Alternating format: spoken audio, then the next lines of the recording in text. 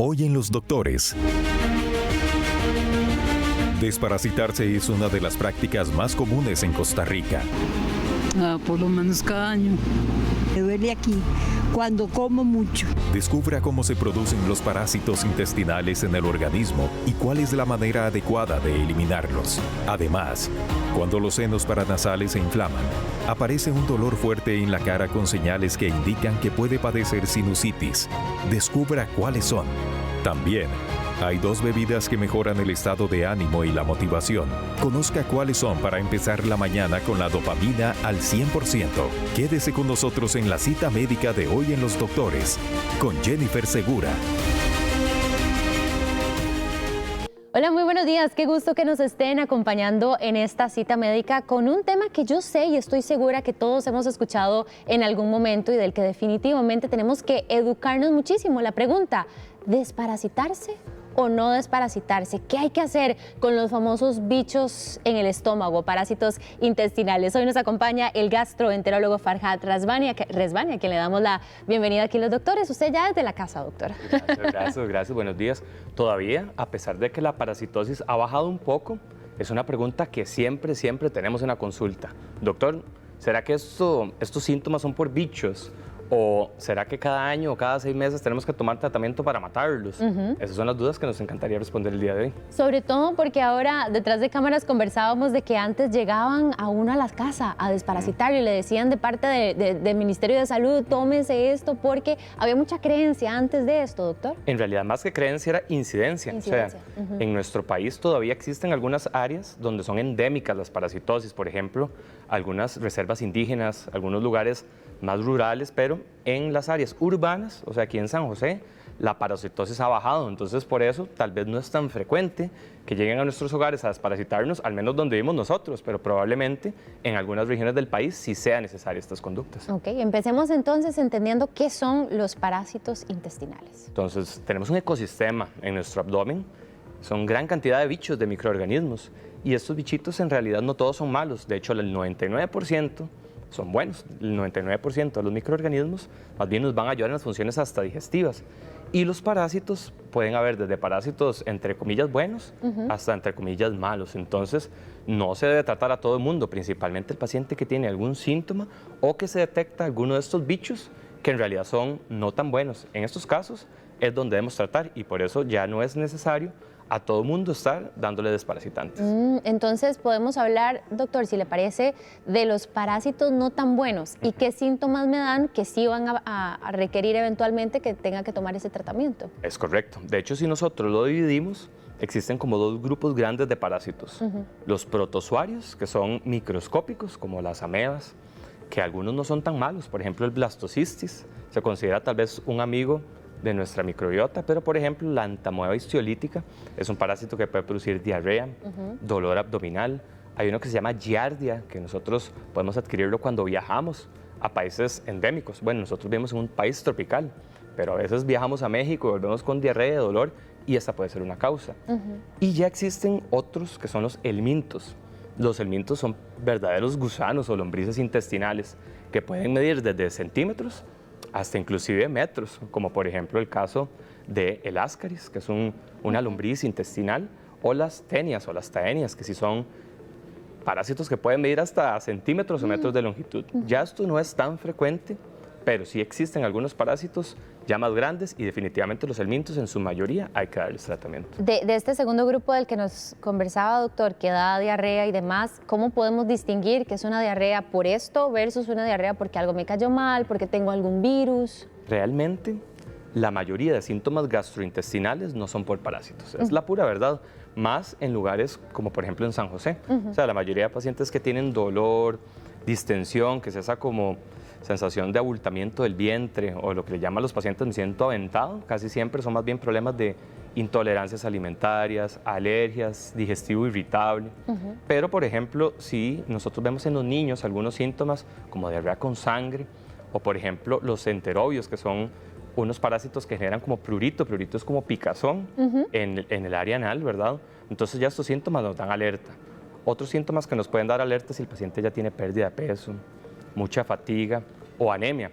Entonces aquí sí nos obliga a hacer exámenes de heces para determinar realmente si hay un parásito o no y dar tratamiento según lo que encontremos en ese examen. Quisimos preguntarle a algunos de nuestros televidentes qué tanto conocemos o qué conocemos por bichos en el estómago. ¿Le parece si vamos a escuchar sus respuestas? Escuchémoslos, de una claro.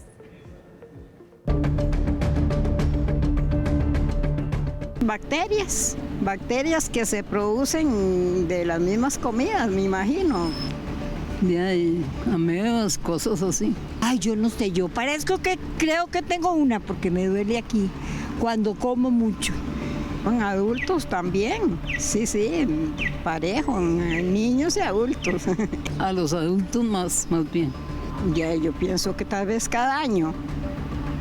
Pensaría yo, pero a mí no, de eso no me hacen exámenes. Por lo menos cada año.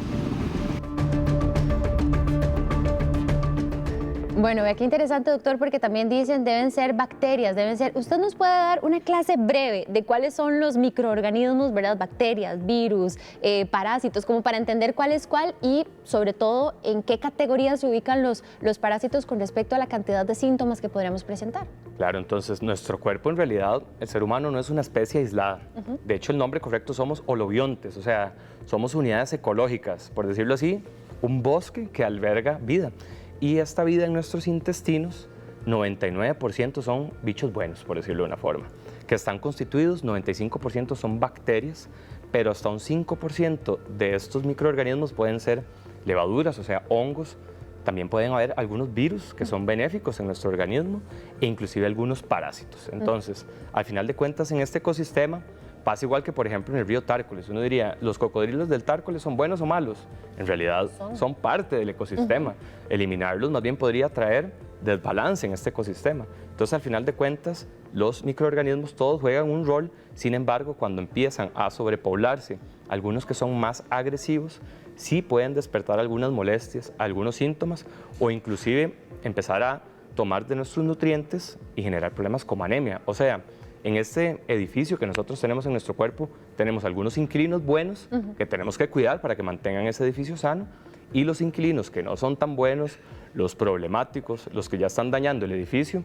Yo creo que estos sí tendríamos que sacarlos para mantener esta estructura sana. Hablemos de la automedicación en este sentido, pensando en que sí, antes eso se daba y yo de repente simplemente seguía asumiendo que había que seguirlo haciendo y hoy estoy desparasitándome sin saber si lo necesito, ¿cuáles podrían ser las consecuencias? Entonces, eso era una conducta que anteriormente era muy normalizada. O sea, mejor cada año, cada 6 meses tomemos tratamiento para los bichos. Algunos antiparasitarios, en su mayoría, son muy benévolos, o sea, no tienen tantos efectos adversos, pero hay algunos otros que no tanto. Por ejemplo, uno que se utiliza muy frecuentemente es el metronidazol, que además de antiparasitario es antibiótico, puede dar síntomas como dolor, diarrea, y por decirlo de una forma sencilla, estamos disparando como una bomba para matar un parásito y al final de cuentas lo que podemos generar es un disturbio grave en el ecosistema de la microbiota. Entonces, mejor no automedicarse, mejor consultar donde su médico, que probablemente le hará un examen de heces. O si nosotros estamos en algún área endémica y llegan con el tratamiento, ahí sí puede valer la pena, pero como les decía, automedicación en cualquier contexto, más bien lejos de dar un beneficio, puede ser perjudicial.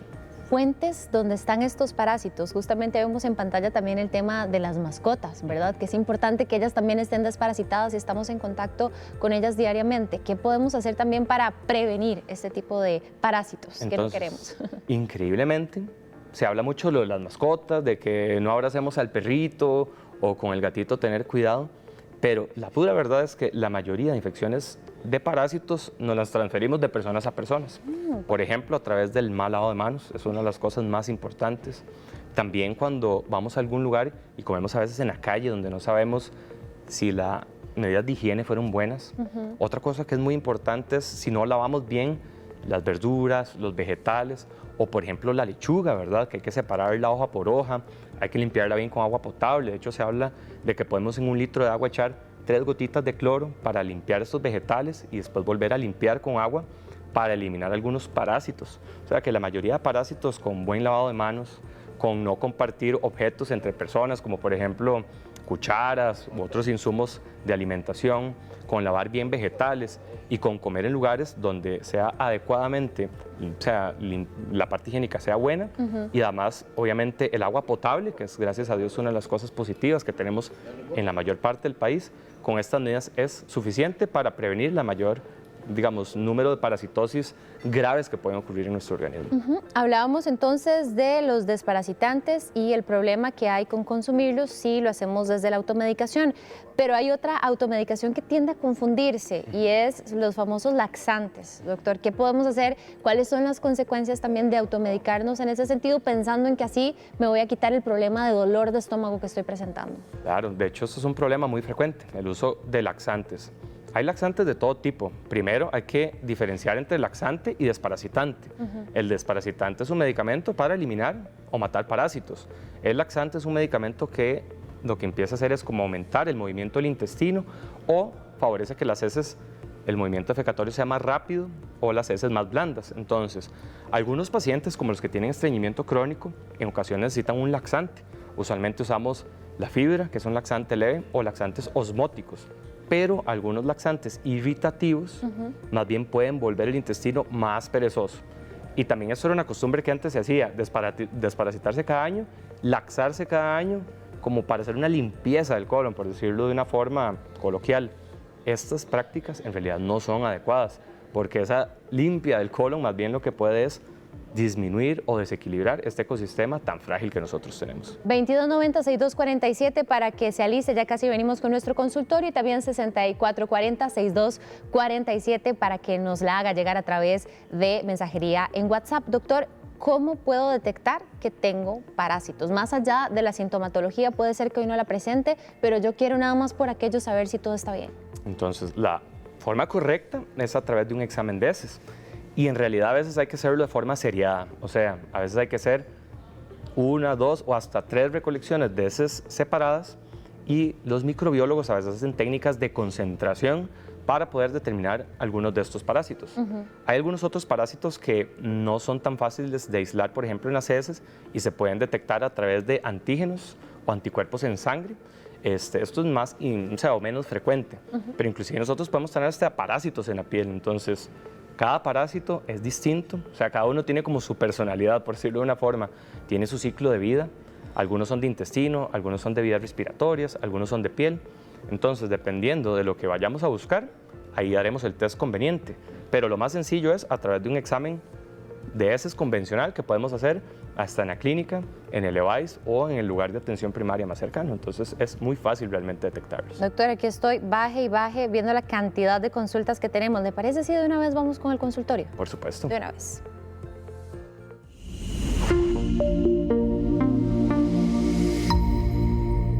Aquí vamos a decir algunos nombres complejos, tengo que decir, doctor, en algunos de las consultas que tenemos. Dice, mi hijo salió con los exámenes de heces y tiene entamoeba. Entamoeba, ajá. E. coli, ajá. Y la doctora no me le recetó ningún tratamiento. ¿Será que está bien o debo buscar una segunda recomendación? Bueno, la entamoeba coli, al igual que los blastocistis, a veces son parásitos no tan malos. Entonces, si el paciente no tiene problemas severos gastrointestinales, si no tiene dolor abdominal, si no tiene diarrea, podríamos manejarlo conservadoramente. Pero si el paciente está presentando algunos síntomas, puede valer la pena dar el desparasitante. Diferente es otra ameba como la entamoeba histiolítica, que esta sí de fijo es un parásito que amerita tratamiento en todos los casos. Entonces, la dependencia o la elección del tratamiento y en qué momento tratar va a depender mucho de la decisión del médico al momento de la consulta. ¿Y la edad? Depende. La edad también puede ser un factor, aunque en realidad de forma general, si hay un parásito agresivo, en todos los casos hay que tratarlo o si está generando algún síntoma. Entonces puede ser un factor que nos determine hasta qué tratamiento utilizar, pero al final de cuentas nos vamos a guiar más por la clínica que tenga el paciente. Ok, nos dice también otra televidente, buenos días, existe la solitaria y es cierto que llega a ser tan grande como uno. Yo como y mucho y nada que logro engordar o subir de peso. ¿Puede ser exceso de eso? Me dicen que debo tener una solitaria. Otra de las creencias que tenemos, ¿verdad?, de estas cosas populares con respecto a este tema, doctor. Es increíble porque las solitarias, que el verdadero nombre son taenias o las tenias, hay de dos tipos y se pueden uno puede infectarse a través del consumo de carnes crudas. Entonces, esto es otra situación, otro factor de riesgo, especialmente la carne de cerdo cruda, hay que evitarla totalmente. Las solitarias o las tenias pueden ser gusanos que miden de verdad hasta metros. Realmente en nuestro país es infrecuente. Para contarles un detalle, la historia de la medicina, en el siglo XX, por ejemplo, el siglo XIX, a veces se utilizaban las tenias como parte del manejo de la pérdida de peso. Evidentemente ahora esto sería imposible, sería absurdo pensarlo, pero increíblemente sí pueden generar que el paciente pierda peso. Ventajosamente, en nuestro país las infecciones por tenias son muy infrecuentes. La forma conveniente de hacer el diagnóstico es con el examen de heces y la forma de la prevención de este tipo de parasitosis es cocinando bien las carnes, inclusive la de cerdo con mucha frecuencia, pero hasta la carne de res e inclusive mariscos, preferiblemente que sean bien cocidos porque esto puede favorecer el riesgo de estas Y cosas. en el caso de esta televidente que nos envía esta consulta, que se haga los exámenes, pero también que revise por qué no logra subir de peso como quiere. Por supuesto, de hecho, muchos síntomas como pérdida de peso, dolor abdominal o diarrea pueden ser por parásitos, pero siendo sinceros, infrecuentemente esa es la causa número uno del problema. Entonces hay que investigar otras causas, por ejemplo, en las mujeres, problemas de la tiroides puede ser una posibilidad, o algunos otros problemas gastrointestinales que ameriten tratamiento. Entonces, al final de cuentas, por eso no debemos de automedicarnos, porque pensando que tenemos un parásito, quizás más bien estamos maquillando o llegando tarde a un diagnóstico que amerita pues ser oportuno. Le damos la bienvenida ahora a doña María, aquí a los doctores. Doña María, adelante usted con su consulta. Es que quiero decirle que yo como y me duele el estómago. Me duele el estómago. Y entonces no sé qué es lo que tengo. Cada vez que como me duele el estómago. Doña María, ¿cómo está? Tengo 89 años. ¿Usted siente que se le inflama el abdomen o siente como acidez o agruras? No, sí, es como, a veces siento acidez. Como acidez, ¿no ha perdido peso? No. Ok, bueno, le agradezco mucho la consulta a doña María. En realidad, la sensación de ardor en la boca del estómago casi siempre son más bien problemas o de reflujo o de gastritis. Por eso es que es tan importante hacer este diagnóstico. Por la edad de doña María, sí sería conveniente hacer algún estudio para valorar cuál de estas pueden ser las causas, porque una bacteria, no es un parásito, pero que genera mucho problema en los estómagos de los costarricenses, es el Helicobacter pylori, que por cierto estuvimos hablando anteriormente.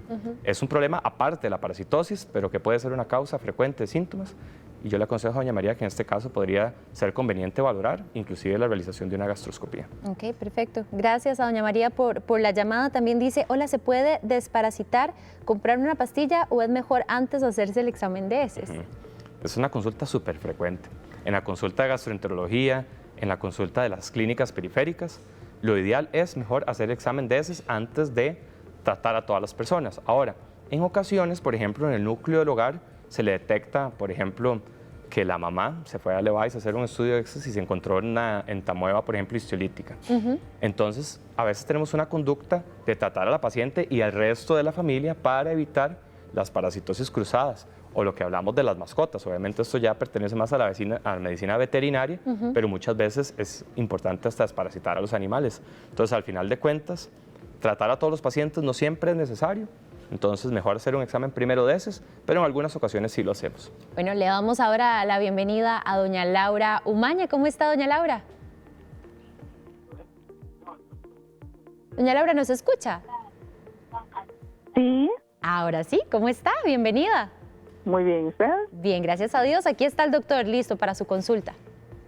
Sí, bueno, doctor, es que tengo un problema que en el último mes he defecado con sangre, pero es una sangre roja muy viva y ahorita no me he podido hacer examen de heces porque estoy encamada por un accidente que tuve. ¿Qué me aconseja el doctor? Si puedo tomar algo antes de hacerme ese examen o si puede ser alguna otra causa que no sea un parásito, la situación del sangrado. Doña Laura, una consulta ahora que por motivo de este accidente ha estado más en la cama, ¿ha sentido problemas de estreñimiento, como que las heces son más duras o más difíciles de evacuar? No. No. No, ¿No ha tenido pérdida de peso? no, para nada. ¿Anteriormente o alguna vez ha hecho colonoscopía o ha tenido problemas como de anemia? No, anemia y nunca de colonoscopía. Ok, excelente. Bueno, muchas gracias por la consulta. La mayoría de veces de cuando el paciente tiene sangre roja, lo que decimos roja rutilante, como una cortada, especialmente cuando se asea, o sea, cuando se limpia después de ir al baño, la causa más frecuente son problemas anorrectales, por ejemplo, fisuras, que usualmente la fisura da dolor, entonces en el caso de doña Laura pareciera poco probable. Y la segunda son las hemorroides.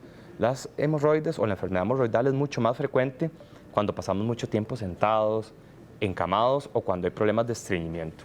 Si el problema fue esporádico, o sea, si solo fue una vez, entonces podríamos mantener una conducta expectante, pero la presencia de sangre en las heces siempre es un red flag, o sea, una bandera roja. O sea, valdría la pena eventualmente hacer un estudio como una rectoscopía o una colonoscopía para revisar, o a veces es suficiente con la examinación física. A veces el médico en el consultorio realiza el tacto rectal, por ejemplo, y valora a ver si el problema puede ser de hemorroides o de alguna patología no rectal. Sin embargo, el diagnóstico diferencial, o sea, las otras posibilidades son, por ejemplo, la presencia de pólipos, divertículos o lesiones en el intestino grueso. Usualmente en estos casos la sangre no es como roja, sino son como más bien sangre revueltas en las heces. Sin embargo, el sangrado siempre a nivel rectal se considera una bandera roja que no necesariamente siempre precisa una colonoscopía, pero al menos siempre precisa la valoración por un médico. Bueno, muchas gracias por contestarle a nuestra televidente y ahora le damos la bienvenida a doña Maricel Meneses, quien nos está llamando desde Escazú. ¿Cómo está? Bien, ¿y usted? Gracias a Dios, muy bien, contentos de escucharla. Aquí está ya el doctor listo para su consulta. Adelante. Ah, bueno, sí, no, es que estaba oyendo que estaban hablando de la solitaria. Y yo tengo un testimonio mío personal. Yo tuve solitaria y yo logré sacarme de esa bicha. Y yo la llevé a la Moreno Cañas, allá se la dejaron en estudio. Pero sí, o sea, yo sí sí existe. Sí, claro. Y era larga. Y me costó mucho, no sé si quiere que le diga con qué me la saqué. Adelante, cuénteme. Qué lindo. Le digo con qué me la saqué. Cuéntenos.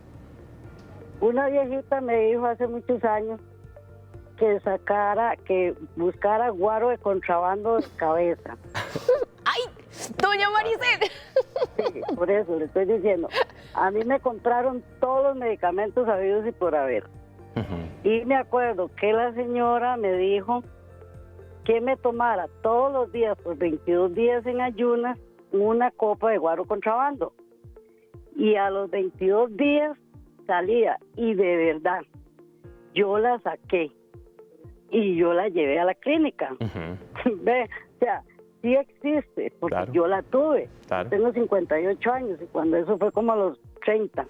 Ok, doña Maricel, muchas gracias por contarnos de su experiencia y aquí está el doctor para decirnos que ya no es necesario hacer eso porque hay tratamientos. Claro, de hecho, bueno, me gusta mucho este caso que nos comenta la televidente porque realmente refleja que aunque es infrecuente tener parasitosis tan severas como las tenias, en realidad sí existen, son verdaderas, esos gusanos del intestino son verdaderos.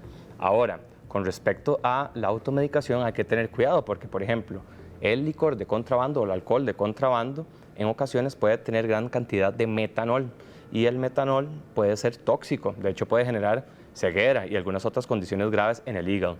Sí hay algunas suplementaciones que además del antiparasitante nos pueden ayudar, por ejemplo, se habla mucho del ajo, la línea del ajo que es bactericida, el romero, algunas otras situaciones que pueden ayudar, inclusive el coco, pero son suplementos, o sea, yo no recomendaría para nada el alcohol de contrabando, pero estos suplementos se pueden utilizar en conjunción o con el tratamiento antiparasitario para mostrar algún beneficio extra. Sin embargo, tratar solamente con remedios caseros quizás en estos casos no es la mejor opción y en algunos casos hasta peligroso puede ser. Doctor, para ir concluyendo, ¿cuáles son como estos consejos que sí o sí da en torno a esto, verdad? Hoy tuvimos un espacio realmente educativo, creo yo, sobre un tema que yo creo que popularmente lo hemos ido prolongando, ¿verdad? Esta creencia de que siempre tenemos que desparasitarnos por lo menos 1 o 2 veces al año. ¿Cuál es su conclusión para nuestros televidentes y con qué nos deja? La primera conclusión es que las parasitosis sí existen, en algunos lugares, como en las áreas urbanas, son infrecuentes, pero en algunos lugares regionales pueden existir. No es necesario desparasitar en todos los casos, pero sí es necesario hacerse exámenes de rutina en la clínica, como el examen de heces, cada 2 años. Esto es fundamental. Y si nosotros tenemos síntomas gastrointestinales, mejor antes de desparasitarnos, consultemos, porque a través de un tratamiento efectivo podemos eliminar los parásitos, pero podemos también enmascarar o retardar la atención oportuna de algunas enfermedades cuando lo hacemos de forma incorrecta. Doctor Rezvani, le agradecemos muchísimo su tiempo, contestar también las preguntas de nuestros televidentes y esperamos verlo pronto por acá. Claro, para mí es un placer siempre atenderles. Bueno, no se vaya porque vamos a hablar ya más adelante también de temas que definitivamente impactan nuestra salud. Por ahora les voy a contar algo bastante interesante y es que el Día Mundial del Trastorno de Identidad Disociativo se conmemora para generar conciencia sobre esta condición de salud mental, así que vamos a ver de qué se trata.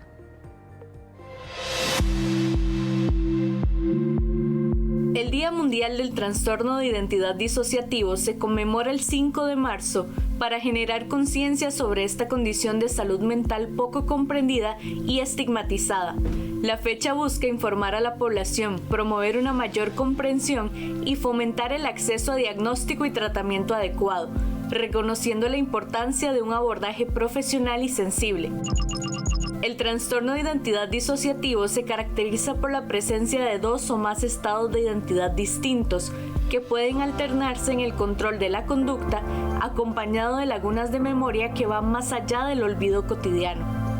Generalmente está asociado a experiencias traumáticas tempranas y su detección oportuna es fundamental para brindar acompañamiento psicológico especializado y mejorar la calidad de vida de quienes lo padecen.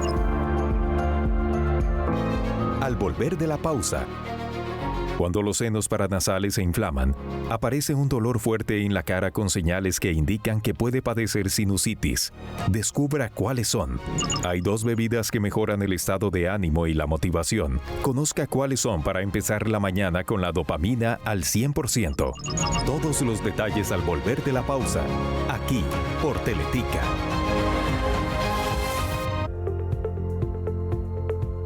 10:28 de la mañana, gracias por continuar con nosotros. Vamos a hablar de un tema que sí o sí nos interesa a todos, porque vamos a hablar de la salud visual y justamente de los cuatro problemas visuales que se están viendo más en consulta hoy por hoy con respecto a nuestra vista. Así que le vamos a dar la bienvenida al doctor oftalmólogo Roger Acevedo, quien nos va a estar acompañando en esta cita médica, doctor, tratando de entender cuáles son esos 4 y cómo los podemos abordar. Bienvenido. Muchísimas gracias por la invitación. Por supuesto, este tema es muy importante porque, como bien lo decías, son las enfermedades más prevalentes que pueden afectar una capacidad funcional muy importante en el individuo, como es la visión.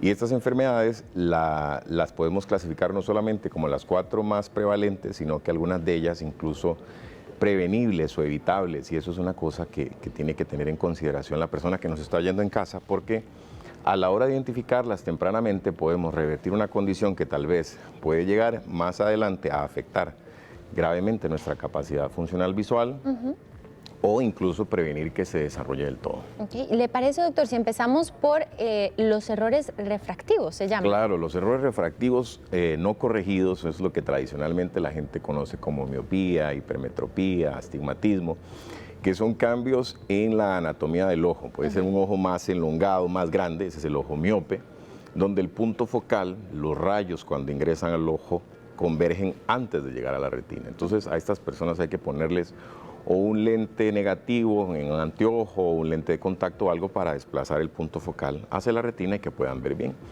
Tradicionalmente esas personas pueden ver bien de cerca porque los objetos al acercarse desplazan el punto focal hacia la retina, pero de largo ven muy mal, entonces les cuesta manejar, les cuesta ver las presentaciones, si son estudiantes, presentaciones en clases o en el trabajo, identificar a las personas, eso es, digamos, hasta cierto punto discapacitante en la vida cotidiana. El astigmatismo es una irregularidad en la superficie del ojo, usualmente componentes como en la córnea, lo transparente que está delante del ojo. También puede haber un poquito de participación en el cristalino, que es un lente que está dentro del ojo, de manera que no se va a producir un único punto focal, sino que se producen 2 puntos focales. 2 puntos focales porque la córnea es elástica, como una tienda de campaña de 4 palos, que usted levanta 2, los otros 2 quedan más abajo y si le vuelve a levantar, entonces los otros dos quedan más abajo. De manera que a la hora de que haya más tensión sobre la córnea en un meridiano y se logra incurvar más ese meridiano, el que está totalmente perpendicular va a estar más plano. Entonces es algo que a uno cuando le dan en la receta de los anteojos le ponen un primer valor y luego viene un segundo valor. Ese segundo valor habla del astigmatismo, qué tan irregular es la superficie del ojo. Y ese nos va a dar visión mal de largo, de cerca, y hay que corregirlo también. Usualmente afecta a las personas con factores genéticos, que hayan sufrido traumas o cirugías en los ojos, que tengan enfermedades alérgicas, y puede ser realmente muy discapacitante si no se corrige. Las cataratas también son de consulta prevalente. Las cataratas son de consulta prevalente, de hecho uno brinca a ellas como una segunda causa de discapacidad visual severa y de ceguera evitable en las personas mayores de 50 años. Y esto es porque dentro del ojo hay un lente que con el tiempo pierde una alineación perfecta de las proteínas que lo conforman. Prácticamente ese desalineamiento de las proteínas que conforman ese lente que está dentro del ojo, justo detrás de lo de color que tenemos, la pupila, el iris, va a hacer que cambie su transparencia y se vuelva más opaco. Entonces, a la hora de convertirse más opaco ese lente, cambiar de color, generar opacidades, ya sea en el centro, en la periferia, en la parte de atrás, va a hacer que la luz no ingrese al ojo y la persona vea borroso. Y eso es lo que normalmente nosotros le decimos de catarata. Y tiene un espectro, ¿verdad? O sea, hay personas que pueden llegar y decirle, usted está apenas con un inicio de catarata porque se ven opacidades muy periféricas que todavía no afectan el eje visual. Y lo importante aquí es ver qué tanto está afectando esa opacidad en la visión del paciente para programar oportunamente la cirugía, que es reemplazar ese lente por un lente artificial. Tercera causa de consulta, el glaucoma. El glaucoma es un envejecimiento del aparato que filtra el líquido que baña las estructuras del ojo por dentro. Entonces, para que el ojo sea completamente transparente, no puede tener vasos sanguíneos en la parte transparente del ojo, en la córnea, sino que las células que conforman ese tejido reciben los nutrientes y el oxígeno por un ultrafiltrado que se produce en el interior del ojo, en una estructura que se llama el cuerpo ciliar. Entonces, ese líquido baña las estructuras de la parte anterior del ojo, le lleva oxígeno, le lleva nutrientes y tiene que recircular al igual que la sangre, que la sangre llega a los órganos y regresa al corazón y pasa por los pulmones, se oxigena y vuelve y está circulando. Entonces, igual este líquido que se produce en el ojo, en el cuerpo ciliar, sale, baña las estructuras y luego se filtra por una estructura que se llama la trabécula o el ángulo. Con el tiempo, esta trabécula, este ángulo que es como un filtro, va perdiendo permeabilidad, se va haciendo menos competente para filtrar y puede hacer que la tasa de recambio baje. Entonces el líquido se acumula, la presión dentro del ojo aumenta y eso es lo que la gente dice, tengo la presión del ojo alta. Y cuando aparece la presión del ojo alta, entonces la persona se clasifica como sospechosa de glaucoma. Y aquí el tema es ir a ver si ese aumento de la presión del ojo está dañando la conexión entre el ojo y el cerebro, el nervio óptico, porque usualmente ese aumento de presión produce como un abombamiento en la parte de atrás del nervio. El nervio se va como estimulando y empieza a perder fibras y la persona siente esa pérdida de fibras con una reducción del campo visual progresiva muy lenta, por eso se le llama el ladrón silencioso de la visión. Entonces, detectarlo oportunamente, o sea, en un momento en el que tal vez no ha afectado tanto el campo visual y revertirlo con gotas, en la mayoría de los casos, puede hacer que la persona no avance, digamos, en su progresión. 10:35 de la mañana, ya tiene usted en pantalla, ya se lo vamos a poner para que recuerde que ya casi entramos a nuestra consulta. Envíenos sus preguntas al WhatsApp 6440-6247 y aliste su llamada telefónica 2290-6247. Estamos hablando de los problemas de salud visual más comunes, ya hablamos de los errores refractivos, de las cataratas, glaucoma, y ahora hay que hablar también de las enfermedades vasculares de la retina, que ahí entra, y esto le interesa muchísimo a las personas, por ejemplo, con diabetes, doctor. Correcto, entonces el tejido que está detrás del ojo, la retina, prácticamente es el que se responsabiliza de cambiar el impulso de luz a un impulso eléctrico que va hasta el cerebro y que nosotros interpretamos como una imagen. Entonces, la estructura de la retina es bastante compleja. Tiene un montón de neuronas, de células nerviosas que interactúan entre ellas, y el aporte de nutrientes, de oxígeno que llega a través de la sangre es a través de capilares muy, muy pequeños. Entonces, tradicionalmente enfermedades como la diabetes, que afectan los vasitos más pequeños, y por eso el diabético se revisa el corazón, se revisa los pies, se revisa los riñones, se revisa el cerebro, y le puede afectar un infarto, un accidente vascular cerebral, problemas de circulación en los pies, ¿verdad? Consecuentemente con deformidad, amputaciones. A nivel de los ojos, lo que se produce es que estos capilares, cuando empiezan a fallar, se produce una señal de auxilio en el tejido que genera la formación de unos vasos irregulares que no tienen la capacidad de llevar la sangre de manera ordenada, sino que la sangre puede filtrarse hacia la cavidad y producir sangrados, hemorragias. Nosotros le decimos hemovitrio porque es la presencia de sangre en la cavidad vitreal, en el gel que está en la cavidad del ojo. Y por supuesto, a la hora de que llega la sangre y tiñe ese gel, va a producir una opacidad significativa y una reducción de moderada a severa en la visión de la persona. Y eso es lo que nosotros queremos evitar en el diabético, que llegue a ese punto donde hay una señal de estrés, se empiecen a formar vasos anormales. Usualmente se le hace un tratamiento con láser preventivo en la periferia para hacer que esa señal de estrés baje y no sigan progresando estos vasos irregulares. Pero por supuesto, prevenir un mal control metabólico sí se ha visto a largo plazo que puede disminuir la incidencia de retinopatía diabética. Y justamente le quería preguntar eso, doctor, porque a excepción de los errores refractivos no corregidos, las otras tres, las cataratas, el glaucoma y estas enfermedades vasculares, ¿yo las puedo prevenir? Sí.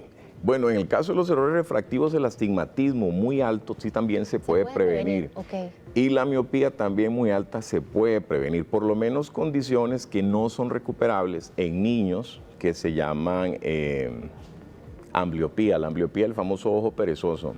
Si alguien desarrolla errores refractivos desde muy temprano que le producen una mala visión, una muy mala visión, la comunicación entre el ojo y el cerebro no se desarrolla, y esto es en los primeros 8 años de vida. De hecho, la principal causa de discapacidad visual y ceguera, entre las principales causas, en niños son, después de la retinopatía del prematuro, los errores refractivos no corregidos. Entonces, un niño que, por ejemplo, es miope y no se le puso anteojos cuando estaba en la escuela o estaba pequeñito, no va a lograr desarrollar la vía visual. Ya luego adulto se le ponen anteojos y no funcionan. O sea, yo logro enfocar la luz en la retina, pero de la retina no pasa el estímulo, hay una comunicación irregular. Entonces, tienes razón, digamos, en los otros 3 casos, para los adultos sí son prevenibles, pero los errores refractivos en los niños sí son muy importantes también de corregir. Claro, y en ese sentido, doctor, si quisiéramos tal vez entrar en la parte preventiva, ¿cuáles son esas medidas? Si se quiere, que tienen en común las cataratas, el glaucoma. Ahora usted hablaba también que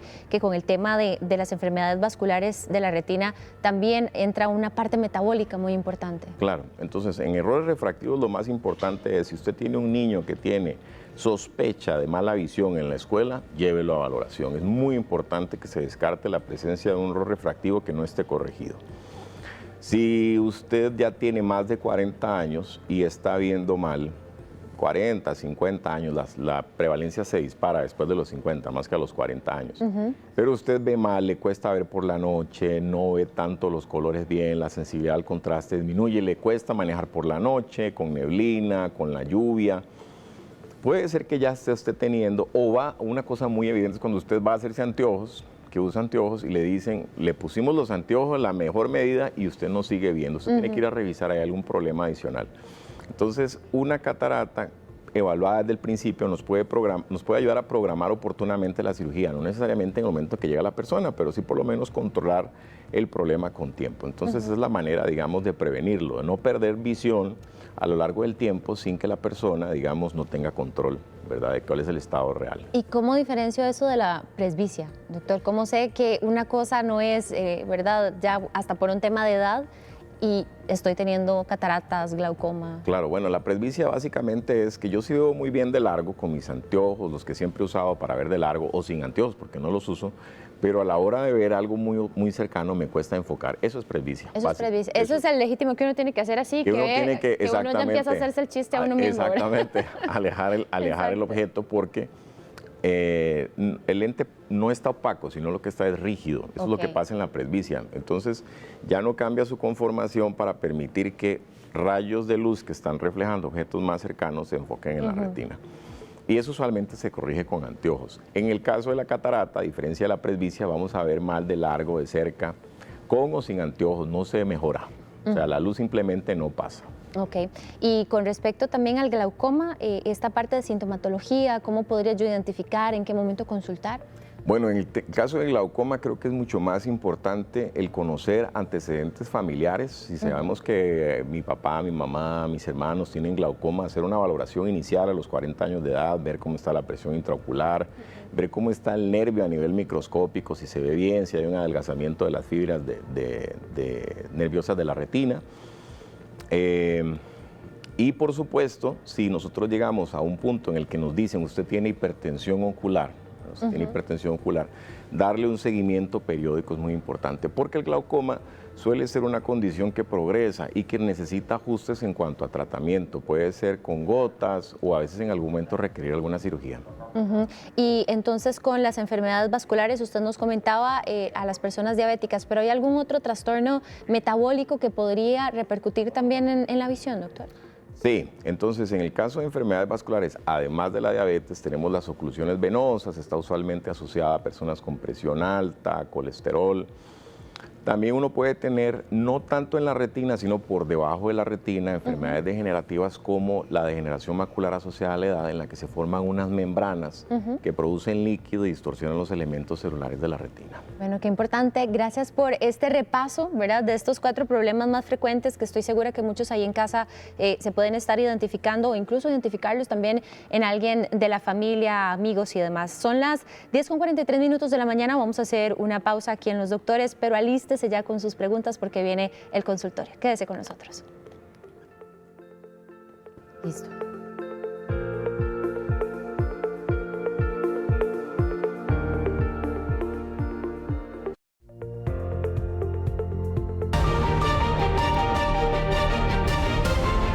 En los últimos años ha crecido el interés por las llamadas bebidas para la dopamina, es decir, opciones naturales que podrían ayudar el estado de ánimo y la motivación. Análisis hechos por Harvard Medical School señalan que ciertos ingredientes pueden contribuir al bienestar emocional. La combinación de cafeína suave y L-teanina pueden generar energía más estable, sin los picos bruscos que producen otras bebidas estimulantes. Si usted desea incorporar matcha o té verde a su rutina, puede hacerlo como parte de un estilo de vida saludable. Lo importante es entender que el bienestar emocional se construye con hábitos constantes y decisiones diarias.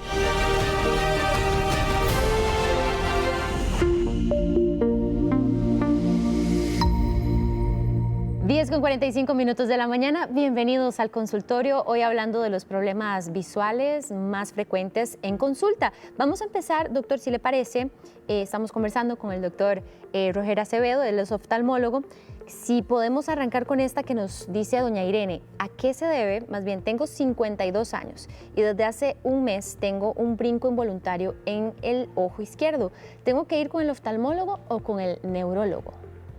Bueno, usualmente un brinco involuntario en el ojo, la gente que dice me brinca el ojo, suele estar asociado a niveles elevados de cortisol y a una contracción involuntaria de los músculos que rodean la superficie de la órbita, los músculos orbiculares. Entonces, no necesariamente tiene que ir al neurólogo, puede ir si quiere a una revisión oftalmológica para ver que no sea alguna otra cosa adicional. A veces decir me brinca el ojo suele ser como muy inespecífico, uno quiere realmente estar seguro de que no hay otra cosa ahí adicional, no hay un dolor, no hay un aumento de la presión. Estar seguro que se trata, digamos, solamente de la contracción involuntaria de la musculatura, digamos, alrededor de la órbita. Y usualmente se mejora la persona incorporando dentro de su vida diaria actividades que le ayuden a manejar el estrés, el estrés en general. Está muy estresada doña Iris, que es la que... Creo que sí, doña Irene debe estar ahorita un poquito estresada, sí, entonces tal vez le podría funcionar hacer alguna actividad que le ayude a disminuir el cortisol. Gracias a doña Iris Sanabria por esta consulta. Doctor, nos envían una fotografía, ¿le parece si la vemos de una vez? Dice, tengo 33 años y el año pasado me dieron 3 episodios de dolor por el tema de exceso de luz. Es un dolor que no me permite abrir los ojos y le dijeron que era una infección. Doctor, ahí está la fotografía que nos envía. ¿Qué puede ser? Bueno, usualmente un ojo rojo sensible a la luz con fotofobia, sí es muy importante descartar de primera mano que no se trate de una uveitis. La capa vascular del ojo, la uvea, tiene en la porción anterior el iris, la parte de color, y es un tejido extremadamente vascularizado, con una respuesta inflamatoria importante, y eso sí es importante revisar prácticamente con el microscopio. La fotografía no nos permite ver con claridad. No podría decir yo que se trata de un problema de la superficie, que sería ya algo menor, una epiescleritis, una conjuntivitis, raro porque se le ha dado en 3 ocasiones seguidas, dice la persona, en el último año. Entonces, difícilmente es una conjuntivitis, que suele ser por adenovirus, un proceso infeccioso. Una epiescleritis en caso, digamos, de un ojo seco severo, mal controlado, podría ser, o una uveitis anterior, recurrente, ¿verdad?, donde le da periodos de descanso, pero se le reactiva. Estas enfermedades a veces de inflamación dentro del ojo pueden estar asociadas con un proceso inflamatorio a nivel sistémico, o sea, una enfermedad que todavía no se ha manifestado, artritis reumatoide, lupus. Entonces sí es importante hacer una revisión bastante importante. Un ojo rojo no es para subestimar, definitivamente hay que revisarlo muy bien. Bueno, y muchas gracias por contestarle a nuestro televidente y le damos la bienvenida a doña Patricia Castro. ¿Cómo está, doña Patricia? Hola, muy buenos días, muy bien, ¿y ustedes? Gracias a Dios, muy contentos de escucharla. Adelante con su consulta. Sí, yo quería consultarle al doctor. Resulta que tengo un adulto mayor en la casa de 78 años, es hipertenso, es diabético, y le quería consultar. A él operaron hace aproximadamente 8 meses una catarata en el Hospital México, pero resulta que después de esa operación siguió con un dolor alrededor del ojo operado, donde le duele hasta el lado de la ceja. Ya tuvimos cita de control, luego de la operación, y el doctor dijo que como era tan reciente, porque la cita fue a los 8 días, entonces era normal. Sin embargo, ahora casi un año después de la operación, sigue con el dolor alrededor del ojo y le duele demasiado con la claridad. Tuvimos cita con el oftalmólogo y lo que dice es que es resequedad. Sin embargo, ya ella todo este tiempo ha estado utilizando gotas para lubricar el ojo y sigue con el dolor. ¿Qué otra opción podemos buscar o buscamos una segunda opinión con esto? Bueno, o sea, la libertad de buscar una segunda opinión siempre es una cosa, un derecho del paciente, por supuesto, ¿verdad? No podría yo contravertir la opinión del colega porque no tengo todos los elementos clínicos, pero si fuese mi paciente, uno que me llega después de la cirugía de catarata, con un dolor que no se logra aliviar ya con el tema de la lubricación, que sí, el ojo seco es un problema bastante frecuente después de cualquier cirugía que se haga en la superficie del ojo porque va a producir inestabilidad en la película lagrimal. Pero si no lograra aliviar, después de eso habría que revisar qué pasó con esa cirugía. A veces una cirugía donde hubo alguna complicación, donde se rompió la bolsa capsular, donde va el lente, puede producir una leve fuga del gel que está en la cavidad del ojo hacia adelante, una hebra de vitrio, puede estar produciendo la inflamación en la parte anterior del ojo y generar un dolor crónico. Habría que revisarlo muy bien a nivel microscópico, ver cómo se ve íntegramente, digamos, el ojo, dilatar la pupila, ver si se rompió o no se rompió la bolsa, si el lente está en su posición. Si hay un aumento de la presión del ojo, no está tan asociado como que hay un aumento de la prevalencia de glaucoma. En el caso del diabético sí, podría ser, por ejemplo, un glaucoma neovascular, pero creo yo que ya sería como el glaucoma neovascular suele ser como muy aparatoso, ¿verdad? Como difícil de pasar desapercibido en el caso del colega que lo revisó al paciente, ¿verdad? De 77 años, después de todo este tiempo que lo ha visto, que no haya visto los nuevos vasos, que la presión está muy alta, que el ojo está muy rojo. Pero definitivamente, si no está conforme y no ha logrado tal vez tener una respuesta con esta experiencia, yo lo que recomendaría es que tenga una segunda opción, definitivamente. Nos pregunta doña Katia Rojas que a qué se debe que ella ve como moscas, como puntitos. Usualmente las moscas volantes, las miodesopsias, los flotadores, se deben a la formación de condensaciones en la gelatina del ojo. Entonces en el ojo, en la cavidad, tenemos un gel que al nacer es completamente uniforme, tiene una estructura bastante compleja con diferentes tipos de colágeno y una interacción de fibrillas y hialuronato y moléculas, ¿verdad? Que le dan una transparencia óptica y una arquitectura, por así decirlo, perfecta. Pero con el tiempo lo perfecto se va desperfeccionando. Entonces hay un colágeno que se va disminuyendo en proporción y se vuelve inestable, de manera que la gelatina prolapsa sobre sí misma, lo que le conocen como prolapso vítreo o desprendimiento vítreo. Se despega de la pared superior, de la pared posterior y empieza, por así decirlo, a revolverse en la cavidad y forma condensaciones. Van a haber unas partes más sólidas flotando en unas porciones más líquidas. Y cuando estas atraviesan el eje visual, por donde pasa la luz que ingresa al ojo, uno puede verlo dependiendo de la posición relativa de esta condensación de una manera o de una forma o la otra, ¿verdad? Si, por ejemplo, tuviera una forma de una mano, yo la vería aquí como una C. Si la veo aquí, voy a ver los 4 dedos. Si está muy cerca de la retina, la voy a ver más grande, o la voy a ver más chica si se aleja. Usualmente la evolución de estas condensaciones vítreas es por 3 caminos. Una es que la persona se acostumbre a verlas, la otra es que por gravedad y movimientos del ojo se muevan hacia afuera, y la tercera es que ni se acostumbre ni se muevan del campo visual y la persona tenga que evaluar qué tanto le afectan para ver si es candidata o no de eliminarlas mediante cirugía. Cirugía, entonces. Sí. Bueno, vamos a darle la bienvenida a doña Mari Ulloa, quien nos llama desde Acerrí. ¿Cómo está, doña Mari? Bien, ¿y usted? Gracias a Dios, muy bien. ¿Usted bien, sí? Gracias a Dios. Qué dicha. Vamos con la pregunta para el doctor Acevedo. Mira, tengo en el ojo derecho un puntito negro que donde yo vuelvo a ver a cualquier lado lo miro. Y hay veces lo veo transparente y no puedo ver letras o así. Esa es mi pregunta. ¿Quiere hacerle alguna consulta adicional a doña Mari, doctor? Este punto negro que usted ve se mueve o siempre está fijo en su campo visual, es decir, que si usted se mueve, usted ve el punto donde se mueve justamente en la misma posición, o es un puntito que flota, se mueve, cambia de tamaño, de color. Él se mueve y cambia el color. Hay veces grande, a veces pequeño. Yo creo, digamos, en este caso, doña Mari, muy probablemente se trata del mismo problema que hablábamos con la persona que nos llamaba anteriormente, el de las moscas volantes, sí. O sea, uno puede no necesariamente tener un montón de puntos, puede ser una única condensación vítrea que es la que está molestando. Cuando se ve solamente un punto fijo, que el campo visual está incompleto, o sea, yo veo, por ejemplo, una mancha en el centro, ya estamos hablando de un escotoma y puede ser una enfermedad que afecta a la integridad de la retina. Pero en este caso, si se trata de una imagen en el campo visual que se moviliza, difícilmente es un problema en la retina y es algo más en la cavidad, en el ojo, una condensación. Nos pregunta, don León dice, tengo 29 años y tengo pterigion en ambos ojos, me da mucha migraña. ¿Tiene algo que ver? ¿Se puede operar el pterigion? Sí, bueno, las personas con pterigion no solamente van a tener en algunos casos un mayor aumento de su astigmatismo, porque el pterigion va a comprimir, por así decir, la córnea en un meridiano, curvarla más y hacer que la diferencia de los puntos focales se aumente. Si la persona tenía un astigmatismo pequeño con un pterigion que se desarrolla mucho, va a producir un aumento del astigmatismo, va a ver más borroso, ver borroso a lo largo del día y no corregir eso, pues sí puede producir dolor de cabeza, fatiga visual.